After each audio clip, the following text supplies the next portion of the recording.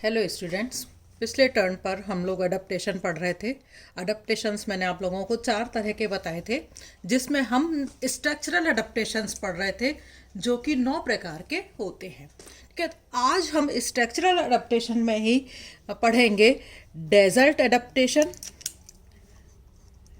Desert adaptation and deep sea adaptation.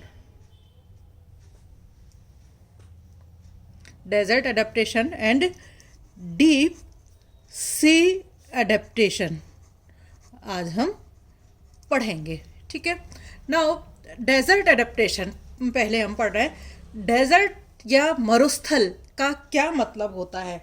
तो मरुस्थल का मतलब ऐसी जगह माना जाता है कि जहाँ पर जल की कमी हो, जहाँ पर टेम्परेचर बहुत ज़्यादा रहता हो, हाई टेम्परेचर हो और तेज़ आंधी चलती हो, धूल भरी आंधियाँ जहाँ पर तेज़ चलती हों, उनको हम डेजर्ट कहते हैं। तो विश्व में वह भाग जहाँ वर्षा व नमी का अभाव होता है उन्हें हम मरुस्थल कहते हैं। और इन क्षेत्रों में जहाँ पानी जो है वो 10 से 15% वर्षा यहाँ पर काफ़ी कम होती है। तो मरुस्थल के जो मेन फैक्टर्स जो इंसान को प्रभावित करते हैं वो है पानी की कमी, हाई टेम्परेचर और तेज़ धूल भरी आंधियाँ जो हैं वो इंसान को प्रभावित करती हैं। तो नाउ बेसिकली जो अडेप्टेशंस हुए हैं जीवों की संरचना में, वो इनके पानी को किस तरह से ऑब्टेन किया जाए, पाया जाए, किस तरह से उसको कंजर्व किया जाए, संरक्षित किया जाए और किस तरह से कम पानी जो है शरीर से बाहर निकाला जाए। तो इस तरह के संरचनात्मक परिवर्तन जो हैं शरीर के अंदर हुए हैं। इसके अलावा गर्मी से और तेज आंधी तूफान से कैसे बचा जाए, इस तरह के संरचनात्मक परिवर्तन मेनली डेजर्ट अडेप्टेशंस में हुए हैं। ठीक है, तो सबसे पहले मैं आप लोगों को बता रही हूं कि पानी का संरक्षण करने के लिए या पानी की कमी को पूरा करने के लिए इन एनिमल्स में किस किस तरह से पानी का संरक्षण करते हैं। तो एक तो तरीका है वाटर ऑब्टेनिंग, मीन्स पानी को पहले कहाँ से प्राप्त करते हैं, फिर उसका कंजर्वेशन जो है वो किस तरह से करते हैं, या फिर वो पानी का जो रेस्पिरेशन एवोपरेशन होता है उसको वो कैसे कम करते हैं। और इसके अलावा जो एक्सक्रीशन की वजह से जो पानी का बाहर निकलता है शरीर को, उसको कम करने के क्या क्या तरीके होते हैं। तो वाटर ऑब्टेनिंग के लिए जो डेजर्ट एनिमल्स हैं उनके अंदर सबसे पहली बात जो है, वहाँ पर जो एनिमल्स हैं वो अपना फूड जो है सेकुलेंट प्लांट से लेते हैं, गूदेदार पौधों से लेते हैं। दूसरा जो है, जो मांसाहारी जंतु होते हैं वो अपने शिकार से, मांसाहारी जंतु के एनिमल से जो ब्लड मिलता है, जो टिश्यू फ्लूइड होता है, उससे भी वो पानी प्राप्त करते हैं। इसका अलावा शरीर के अंदर जो मेटाबॉलिक एक्टिविटी होती है उनसे जो पानी निकलता है उसको भी वो अपने शरीर काम में लेते हैं। एंड कुछ एनिमल्स जो हैं जैसे कि मोलॉक, कुछ एनिमल्स ऐसे होते हैं कि जिनकी जो स्किन है वो कैसी होती है, हाइग्रोस्कोपिक होती है, आर्द्रताग्राही होती है, तो जो कि नमी को सोखने की क्षमता रखती है। तो ये तो तरीके हैं पानी को प्राप्त करने के लिए कि कहाँ कहाँ से मिलते हैं। नाउ इस पानी को वो संरक्षित कैसे करते हैं अपने शरीर के अंदर, तो उनके अंदर संरक्षण की क्षमता भी पाई जाती है। तो सबसे पहले कि शरीर की सतह से वाष्पीकरण जो है वो उसको कम करने की कोशिश करते हैं। तो वाष्पीकरण को कम करने की कोशिश में इनमें संरचनात्मक परिवर्तन क्या हुए, जो मरुस्थलीय एनिमल्स होते हैं ज़्यादातर उनकी जो स्किन है वो काफ़ी थिक होती है, जिससे कि उनके पानी की कमी होती है। और इन मरुस्थलीय जो एनिमल्स होते हैं उनके शरीर पर या स्किन पर स्केल्स या स्पाइंस जो है वो पाए जाते हैं।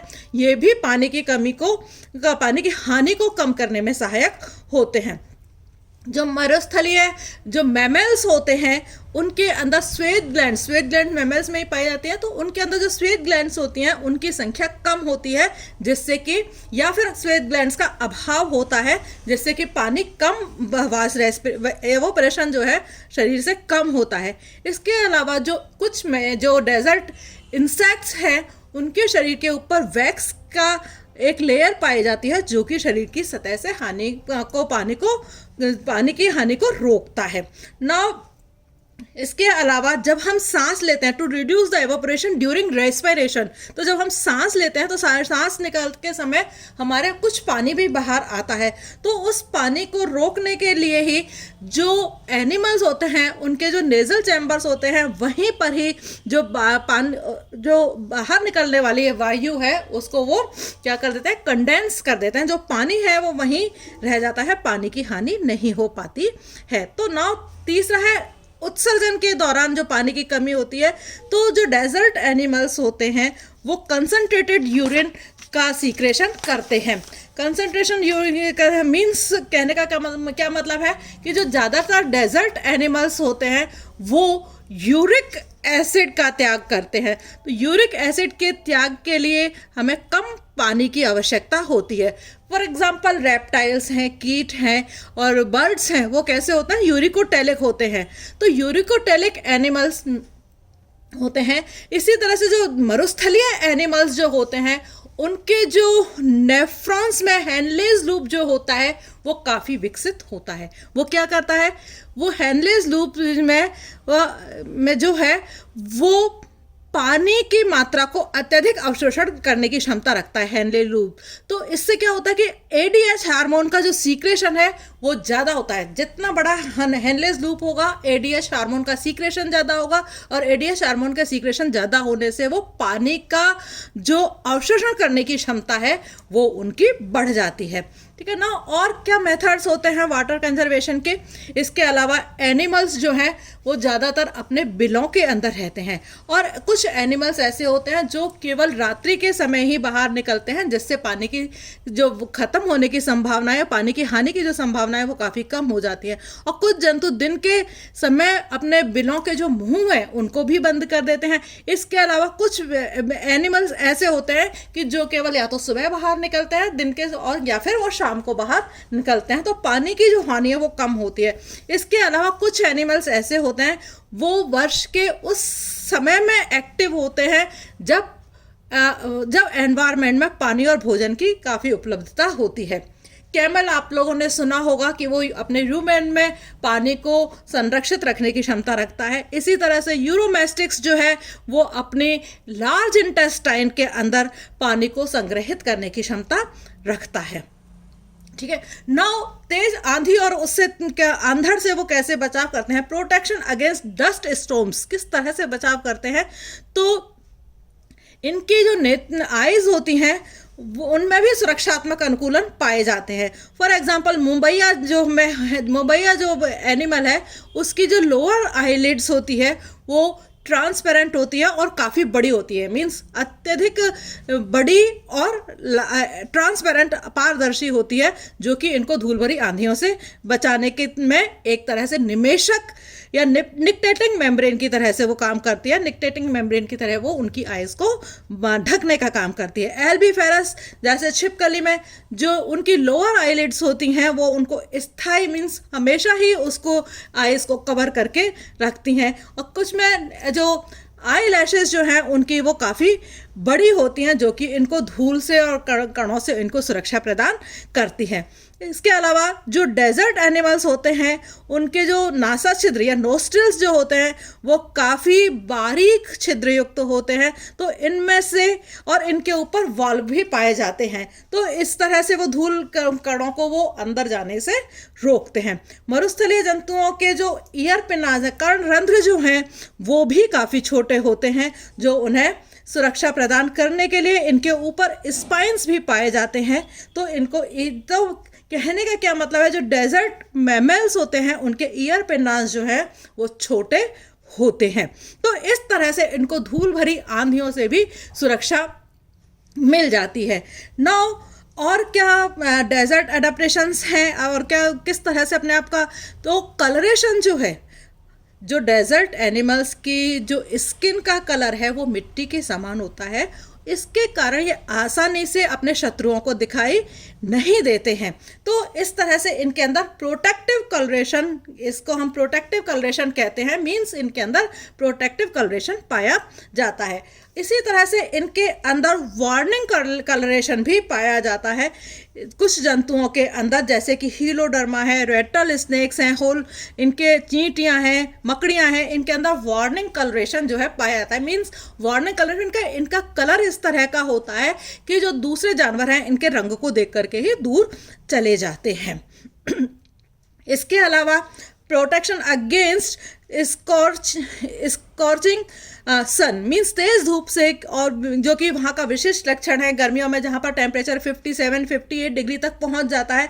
तो इसमें और भी कई तरीके हैं, जैसे कि इनकी स्किन थिक हो जाती है, स्किन पर स्केल्स, स्पाइंस और स्क्यूट्स जो है वो पाए जाते हैं, टांगें इनकी लंबी होती हैं, इसके कारण ये शरीर की सतह इनकी काफ़ी दूर होती है, बिलों में ये निवास करते हैं। इनके कुछ एनिमल जो डेजर्ट एनिमल्स हैं वहाँ पर उनके जंतुओं में अपनी सुरक्षा के लिए उनके शरीर में पॉइजन जो है वो पाया जाता है, तेज दौड़ने के लिए ये अनुकूलित होते हैं, और इनके जो सेंस ऑर्गन्स होते हैं वो काफ़ी वेल डेवलप्ड इनके सेंस ऑर्गन्स होते हैं, और इनकी स्किन जो है हाइग्रोस्कोपिक होती है।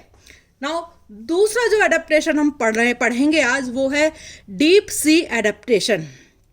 डीप सी मीन्स गहरे समुद्र में निवास करने के लिए जंतुओं में पाए जाने वाले अनुकूलनों को हम डीप सी एडेप्टेशन कहते हैं। तो डीप सी एडेप्टेशन में जाहिर है हम यदि सोचें कि डीप सी मतलब गहरा समुद्र है तो वहाँ पर किस किस चीज़ की कमी होगी, जाहिर है वहाँ पर सनलाइट की पहली बात कमी होगी।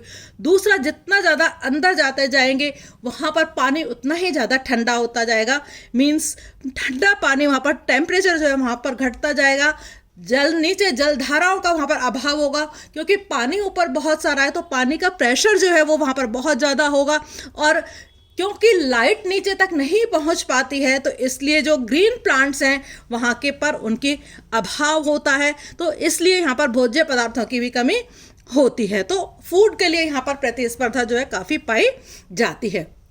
तो यदि डीप सी एडेप्टेशन में देखें तो जो इन्वर्टिब्रेट फौना पाया जाता है वहाँ पर स्पंज पाए जाते हैं, कोरल्स पाए जाते हैं, एकानोडर्म्स में क्रिनोइड्स हैं, ब्रिटल स्टार है, तारा मछली है, सी कुकुम्बर है, ये सब पाए जाते हैं।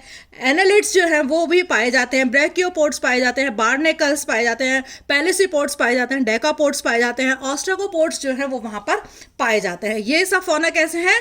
इनवर्टिब्रेट में पाए जाने वाले जो कि डीप सी के अंदर पाए जाते हैं। इसी तरह से वर्टिब्रेट फौना जैसे कि इलास्मोब्रैंकियाई फिशेज हैं, शार्क रेज हैं, केमेरॉइड्स हैं, टीलियोस्ट फिशेज हैं, ये सब क्या है? डीप सी के अंदर, गहरे समुद्र की पानी के अंदर ये पाए जाते हैं।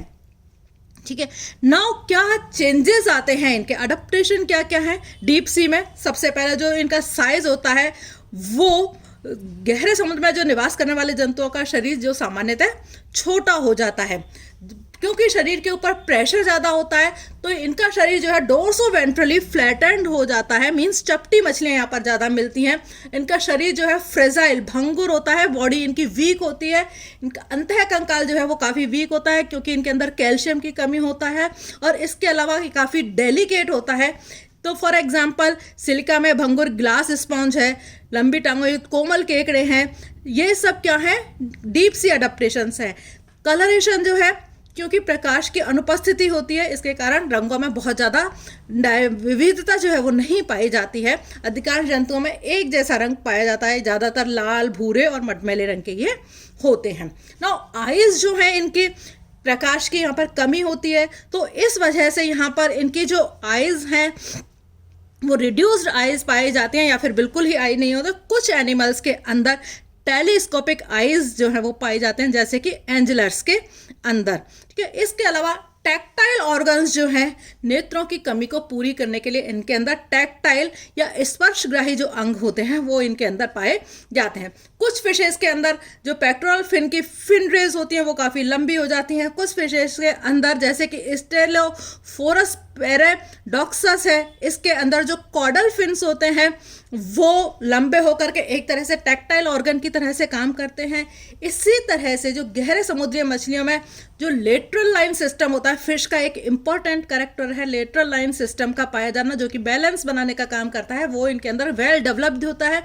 और गहरे जो समुद्र वाले में जो केकड़े पाए जाते हैं उनके जो एंटीना का साइज होता है वो उनके केकड़ों के साइज से लगभग 8 से 10 गुना बड़ा होता है। बायोल्यूमिनेंस ऑर्गन्स, जंतुओं में विशेष संरचना द्वारा प्रकाश उत्पन्न करना संदीप्तशीलता कहलाता है या बायोल्यूमिनेंस कहलाता है, जो कि डीप सी एडेप्टेशन का एक मेन कैरेक्टरिस्टिक है। इनमें जो प्रकाश उत्पन्न करने वाले या जो ल्यूमिनेसेंट ऑर्गन्स पाए जाते हैं वो किस शरीर के पूरे अंग पर पूरे शरीर पर पाए जा सकते हैं, केवल एब्डोमेन पर पाए जाते हैं, या शरीर के किसी खास हिस्से में ये ल्यूमिनेसेंट ऑर्गन्स जो हैं वो पाए जा सकते हैं। तो गहरे समुद्र में निवास करने वाली जो फिशेज होती हैं उनके अलावा ये इन कुछ इन्वर्टिब्रेट्स में भी ल्यूमिनेसेंट ऑर्गन्स जो है वो पाए जाते हैं। मीन्स फिशेस के अंदर तो पाए जाते ही हैं, इसके अलावा जो इन्वर्टिब्रेट्स हैं जैसे कि सीलेंट्रेट्स हैं, एनालिड्स हैं, क्रस्टेशियंस हैं, सिफेलोपोड्स हैं, स्टारफिश हैं, इनके अंदर भी ल्यूमिनेसेंट जो ऑर्गन्स हैं वो इनके अंदर पाए जाते हैं। ठीक है, नाउ ये क्या फ़ायदा करते हैं? तो इनका जो फ़ायदा होता है ल्यूमिनेसेंट ऑर्गन का शिकार प्राप्ति में होता है कि प्रकाश की और कई बार जो शिकार है वो आकर्षित होता है, जिससे परभक्षी को भोजन करने में आसानी होती है। दूसरा क्या है, सेक्स रिकॉग्निशन आसानी से हो जाता है, मीन्स पहचानने में आ जाते हैं, और सेक्स अट्रैक्शन जो है वो भी ल्यूमिनेसेंट ऑर्गन होने की वजह से होता है। नाउ फूड कैसा लेते हैं डीप सी एडेप्टेशन वाले? ये ज़्यादातर या तो प्रीडेटरी होते हैं, मांसाहारी होते हैं, या स्कैवेंजर्स होते हैं, और ये कई तरीके से अपना फूड लेते हैं, जैसे कि एक दूसरे के शिकार के द्वारा, या फिर ऊपरी सतह में निवास करने वाले जो एनिमल्स हैं उनके जो फेसेस नीचे गिरते हैं उसको भी वो अपना एज ए फूड काम में लेते हैं। इसके अलावा जो ऊपरी सतह जंतु की मृत्यु होने के बाद में वो जाहिर है नीचे की तरफ ही जाता है, तो उसको खा करके वो अपना भोजन प्राप्त करते हैं। तो बहुत सारे जो मांसाहारी मछलियों के में जो बड़ा मुख होता है, मजबूत जबड़े होते हैं, मजबूत दांत होता है, वो काफ़ी बड़ा आमाशय जो है वो पाया जाता है। तो वो सड़ी गली वस्तुओं से पोषण करने वाली जो मछलियों में कमज़ोर दांत और कमज़ोर जबड़े पाए जाते हैं।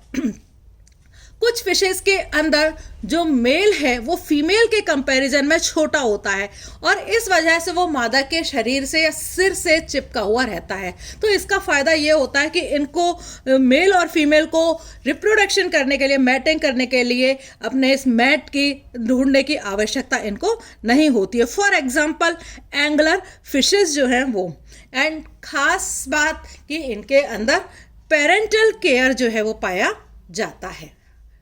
Thank you. ये आज यहाँ पर स्ट्रक्चरल अडेप्टेशन ख़त्म होता है, नेक्स्ट टर्न पर हम नया शुरू करेंगे। ओके।